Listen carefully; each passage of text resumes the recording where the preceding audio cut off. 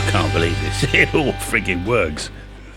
I couldn't even remember where the record button was on the camera. But, oh, gosh, it's been about a year since I have recorded anything from the bunker here. Hopefully the RE20 will work just right. Right then, this is the first time I've rolled a camera in, 7 weeks? Something like that. I get away with it, of course, because I make videos for fun, right? I like talking to you lot and I love the engagement, but it's the kind of fun of it's part of my hobby, making the videos. But honestly, after the summer we had, I was genuinely, absolutely burned out, properly done in. Someone even said, Cal, you look exhausted, and they were right. And when I hit that point, I just stopped, right? I downed tools, and that's what happened. I simply couldn't face, frankly, picking up a camera again. So even today feels actually a bit weird. I'm out of practice talking to a lens, imagining all you lot at home. But the last 7 weeks haven't been wasted. I've actually been really busy, not just with the radio. All right, we've done a load of house jobs, wiring, lighting, loft hatches, and we got a new puppy, little Teddy. He was going to be called Reggie, but we couldn't remember his name. We messed about with names. I fancied Wedgie or Wodger, all sorts of nonsense. But Wendy put her foot down and said he is a Teddy, so Teddy it is. Lovely little thing. But of course you end up puppy sitting and suddenly editing, filming and everything else goes out the window. But the good news, last night I actually finally finished editing the Foursquare video that has been sitting on the cutting room floor for weeks, 7 weeks. I also built myself a USB foot switch, push to talk, for remote operating, so I don't have to use Vox. I'll show you that whole remote thing in another video. So why did I burn out? Because we did a ridiculous amount of work this year. All right, and I'm just looking at some of the videos here. We fitted, where is it? We fitted the new winch on the mast. I still call it a tower to annoy everyone. We drilled stuff, bolted stuff down, reinforced foundations. And by the time it all worked, I couldn't believe it. Really proper job. I mean, I'll just show you the beginning of that. It's fantastic. It is incredible. And then we put up the 160 80-meter dipole. So we had at least one antenna per band for CQ worldwide.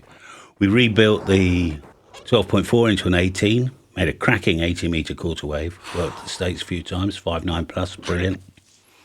And during all this, I was chatting with Tom, James, and a few others and realised, hang on, James has another TS990 going, spare, And suddenly I'm thinking, we could do a multi-2. All I needed was another Genius 8x2 switch, some good patch leads. Of course, I forgot that 16 patch leads means 32 PL259s and a load of coax. I could have made them, but honestly, one dodgy connector and you're doomed. So I spoke to Stefano at Messi and Poloni and he sorted me out. It still cost a fortune, but hey-ho. Of course, none of it fitted in the original electrical cabinet, so I bought a tiny bike shed, which amazingly doesn't leak. I rebuilt the whole switching system in there. More drilling, more bolting, more swearing. And all the while, the clock was ticking. I promised Jonathan, Lee, and a few other people, and some remote operators, multi-2 for CQ worldwide. And when Wendy and I got back from holiday, I had about 7 weeks left. Nothing was wired. The filters weren't connected. I didn't even know if the amplifiers would behave. Total, utter chaos. Eventually, I just had to stop work in the field. I came inside and spent a week just clearing the shack. I had tools everywhere, coax everywhere. It was like a bomb site. But we got there. Not only did we run multi-2, we streamed both stations simultaneously at the same time. I think they're both the same thing, aren't they? Simultaneously at the same time. I think that might be a world first, actually. 5914. Roger, 5914. But we've now got remote ops working. Rowley's on station 2 several times a week. Jonathan jumps on too. It takes him about 25 seconds to go from off to on air. I'm about to make a video showing exactly how to do that, so I don't have to train each person individually, but you can follow along on that. That should be quite good fun. I've also experimenting with Rust Desk, Sonoboss, for the audio. And now Microsoft Remote Desktop. RDP is crisp and fast. I've got an audio bug to sort out. Something's hiding the sound card. It's very annoying. I've dug up some registry hacks from the old days, so I should get that fixed because I like Remote Desktop, right? Now, next year, winter jobs first. We will drop Tower 1, strip it down, rebuild it properly. I've got a new GS 2800 rotator to integrate with the rotator Genius, you know, the from the Genius people. We've got proper Dyneema this time. I can't keep keeping that mast up with the old lorry rope, right? It's going to fall down eventually. But we'll extend it up to 60 feet, so that'll be 3 scaffolding poles.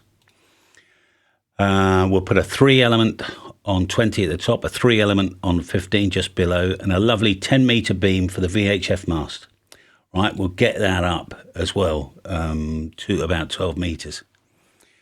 So we'll have 10, 6, 2 and 70 on another mast on the G450. And on 160, I'm going to run a wire straight down the side of the mast, insulate the base, and put a monster loading coil at the bottom. That'll give me about 80% of a quarter-wave vertical, which should be brilliant for working across the pond on SSB, on top band, because we're allowed a kilowatt now between 1.843 and 1.847 or something, anyway. So inside, the two 990s are now paired with an ACOM 2000A and a 2020S. Beautiful piece of kit. One of them keeps changing its IP address for no reason. We'll work that out. Next is filters. So we have some low bandpass filters already.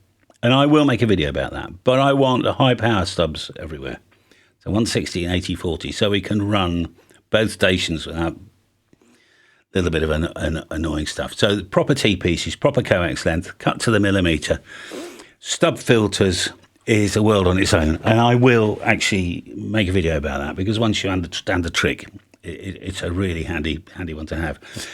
And then the big one, we've got some LDF 450. So that's, I think they call it Heliax. We've got 200 metres of this. It was rescued from a skip. And if we cut it in half, we could run 4 massive feeders down the conduit to the field. That means Station 1 main VFO, Station 2 main VFO, and Station 3, which I'll come to in a minute, and then the 4th one we'll use for VHF. So Station 3, yes, a 3rd station at the bottom of the farm, nice and quiet down there, about 125 metres away. I would prefer it a bit further, but I got to find some coax from somewhere. It might be receive only, might be transmit as well. I could put radio remote hams on it, maybe something like that. I don't know yet.